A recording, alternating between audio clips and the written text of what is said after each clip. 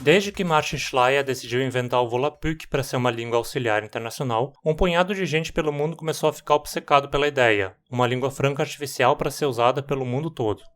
Graças a isso, o mundo foi amaldiçoado pelo nascimento do Esperanto, a mais popular língua artificial já criada e aquela com o fã-clube mais irritante jamais visto. Mas as coisas não param por aí.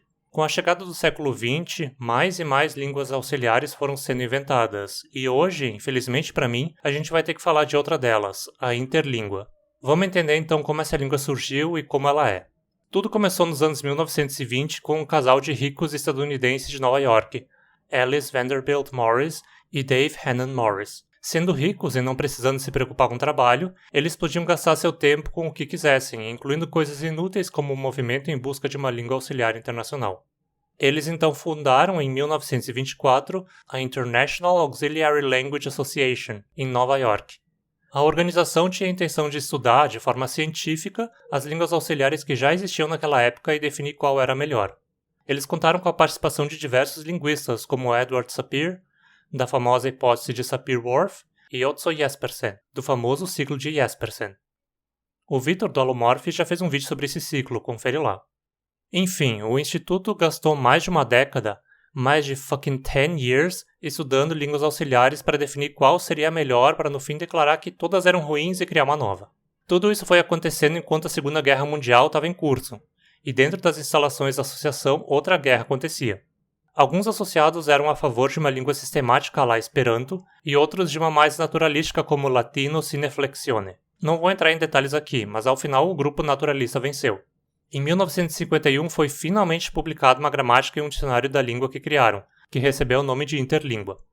Então vamos ver como é essa magnífica obra de arte forjada com todo o primor ao longo de 30 anos, só que não. Em relação à fonologia, a interlíngua tem as 5 vogais típicas.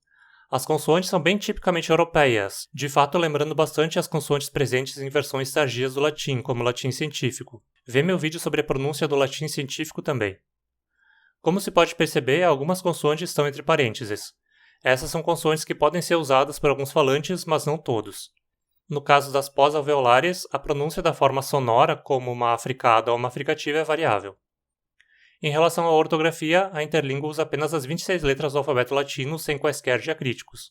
Mas, diferente de outras línguas auxiliares como o Esperanto e o Volapük, onde cada letra representa sempre o mesmo fonema, em interlíngua as coisas são problemáticas. A letra C segue o padrão das línguas românicas em geral, sendo pronunciada K em geral, mas S ou Ts antes de E e I. A escolha do freguês, digo, falante. Esse é um probleminha chato, mas nem de longe se aproxima do problema do dígrafo CH, que pode ter 3 pronúncias possíveis. Em palavras vindas do grego e do latim, ele vai ser pronunciado sempre como um K. Em palavras de origem francesa, vai ser pronunciado como um chá. E em palavras de origem inglesa e espanhola, vai ser pronunciado chá. Enquanto a letra C segue a lógica das línguas românicas, com pronúncia diferente antes de E e I, a letra G não faz isso e é sempre pronunciada dura, G, exceto no sufixo age, ou age, onde é pronunciada j ou j. A letra H pode ser pronunciada h ou ser muda. A letra J é pronunciada j ou j, e a letra Y soa igual à letra I. A letra T costuma ser T mesmo, mas quando aparece antes de uma sequência de I com outra vogal, que seja átona e não precedida de S, soa como ts ou s. É um sistema bem chatinho para uma língua planejada, né? E as coisas pioram quando a gente pensa na acentuação. A maioria das palavras é acentuada na vogal que aparece antes da última consoante. Língua, natural, ser, diccionário. Se a palavra não tem vogais antes de consoantes, a primeira vogal da palavra é que leva o acento. Via, crea. No entanto, adjetivos terminados em le, ne ou re e substantivos terminados em ica, ico, ide, ido, ula, ulo são sempre proparoxítonas. Por isso, fragile, margine, altere, politica, rapide, século. Adjetivos terminados em ic são sempre paroxítonos, como cubic e domestic. Mas existem muitas exceções a essas regras, como as palavras europée, quilômetro, câmera. Ou seja, uma bagunça completa. Em relação ao vocabulário, ele é baseado predominantemente em palavras consideradas internacionais.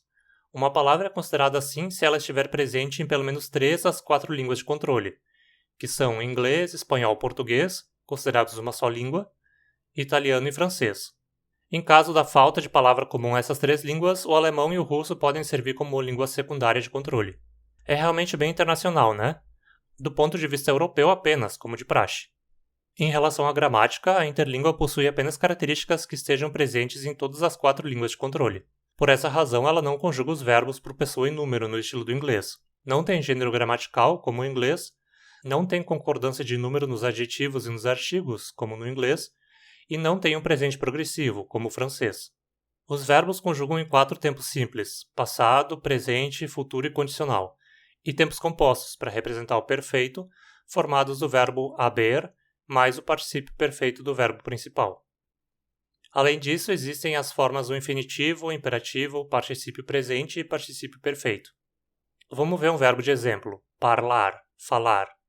As conjugações simples são parla, parlava, parlara ou parlara, não sei.